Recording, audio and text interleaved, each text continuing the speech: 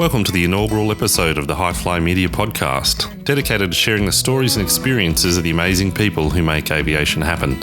From pilots like me to engineers, air traffic controllers, and others, I'll explore their personal journeys, the challenges they've faced, and the triumphs they've achieved. My name is Damien, more commonly known as Damo, and I'll be your host. Whether you're a seasoned aviation enthusiast or are new to the field, I'm so glad you've joined me as we take off on this journey of discovery. As this is the first episode of the podcast, and most of my listeners don't know who I am or my history, I thought it prudent to spend an episode taking you on my journey within the world of aviation. So let's go way back to the very beginning. I was born with a love of aviation, thanks to my dad. I didn't know that when I was born, but I fostered a love of aviation thanks to my dad, who served in the Royal Australian Air Force for over 20 years. He worked on aircraft including the Canberra bomber, the Mirage fighter jet, F-111 multi-role bomber, and the beloved Huey helicopter.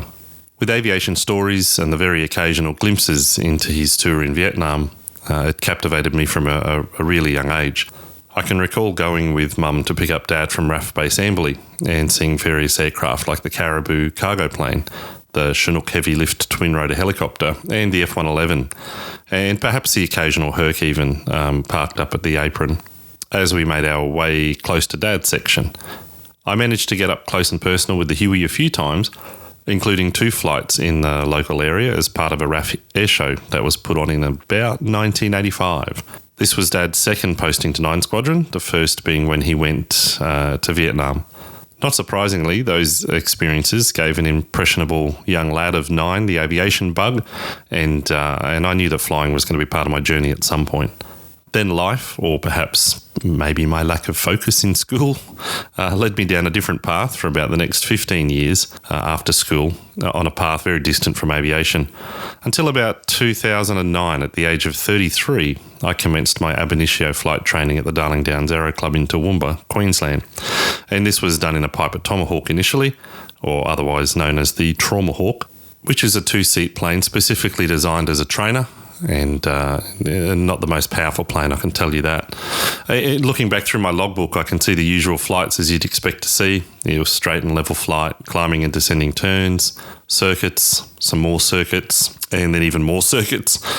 We did stalls, emergency procedures, and that all resulted in my first solo being at about 8.5 hours. This was followed by glide approaches, advanced stalls and incipient spins, practice force landings, steep turns and limit turns, crosswind landings, short and soft field takeoffs and landings, basic instrument flight. And there's a chance that I did a whole lot more circuits in amongst that as well. At 39 hours, I was checked out for what was called a General Flight Proficiency Test, or GFPT, and then went on to fly the Aero Club's 2 Cessna 172S models, which is a 4-seat high-wing aircraft. Now, the Aero Club had 2. One was WGL, which was a traditional steam gauge, had a Bendix King radio stack and GPS in it. The other was Garmin G1000 glass cockpit. And they also had a pair of 1970s 4-seat low-wing Piper Warrior aircraft that I also flew a lot. This led me to receiving my private pilot's license at about 78 hours. And the truth be told, I remember being told by the testing officer at the time that I came very close to failing that flight test. I distinctly remember him saying that there weren't very marbles in the jar as we departed from what was then Marucci Airport. After logging another 90-odd hours in the Warriors, the 172s, a Cessna 182, which was Mike Sierra Tango from memory. And I also did some time in a 182RG, the retract gear variant, which effectively is like a bigger 172. Actually has a 7-litre flat 6 engine in it. And like I mentioned, the retractable undercarriage, constant speed propeller. So yeah, I ended at about 170 hours. I achieved my commercial pilot's license, and that included, as part of that time, I did my night VFR rating, which I did that flight test in the Garmin G1000 variant. As I'm sure you can imagine, there's many a story to be told around my hour building, which I'll definitely save for future instalments. Not to be forgotten were the many theory exams with subjects in human factors, aerodynamics, general aircraft knowledge, meteorology, navigation, operations, performance and planning, and air law. Proud to say that I self-studied all of these subjects and I didn't fail one exam, thankfully. I did this full-time, very, very supportive wife and parents, and I treated it like a full-time job. So I did flying, either practical or theory, 9 to 5, 5 days a week. So shortly after I attained the commercial pilot's license, I continued my flight training to achieve a multi-engine command instrument rating. This was conducted in the Beechcraft Duchess through the Royal Queensland Aero Club, which saw me flying in and out of Archerfield, a controlled aerodrome, a bit different to Toowoomba, which was uncontrolled. Also required me to sit what I would say the hardest theory exam I've ever sat in my life, being the instrument rating exam, or the IREX. From there, I attained a turbine endorsement in the Cessna Caravan, which was described to me before I flew the Caravan. I was talking to a Royal Flying Doctor Service Caravan pilot, and I said, what do they like to fly? And he said, honestly, it's like a grossly oversized 182 with a 600 shaft horsepower turbine engine. And that's a pretty accurate description. A beautiful aeroplane to fly. Absolutely love it. There's more stories to be unpacked from my time in that beautiful bird, mostly conducting meat bombing, also known as parachute jump exercises, out of Tyagra Airstrip, which is just north of Byron Bay. At one point, I was keen to attain a tailwheel endorsement, which I was very fortunate to do, flying stick and rudder in a Belenka Decathlon. The Decathlon is an inline two-seat aircraft, so one pilot sits behind the other pilot, and they're fully aerobatic and an awesome aircraft to fly. I didn't get my aerobatic endorsement. It was purely about the tailwheel endorsement. But I do remember right after I received the endorsement, so after we did our last flight, the owner of the aircraft promptly took me out and we flew aerobatics out off the range there at Toowoomba. If I can track him down, hopefully there'll be a cracking interview there.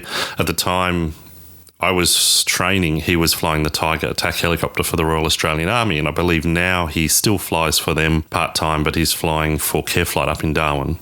So all of this flight training from ab initio through to the tailwheel endorsement was about a year and a half. It took me to complete that. Somewhere in that time, I was fortunate to feature on episode 29 of the Plane Crazy Down Under podcast at about the 1.5 hour mark. After a discussion with Stephen Grant from PCDU, I recorded a bit of content for the podcast, and they actually invited me down to the 2013 Australian International Air Show at Avalon, which is an experience I'll never forget and be ever grateful for. It was awesome to be there. So as you can see, the aviation bug bit me pretty bad. And my wallet suffered for it. To be brutally honest, my loving and supportive wife also suffered through it as well. We're still together after all these years, and she's a very, very patient woman. In the end, did I fulfill my dreams of becoming a pilot in the Royal Flying Doctor Service? Well, unfortunately, no, I didn't.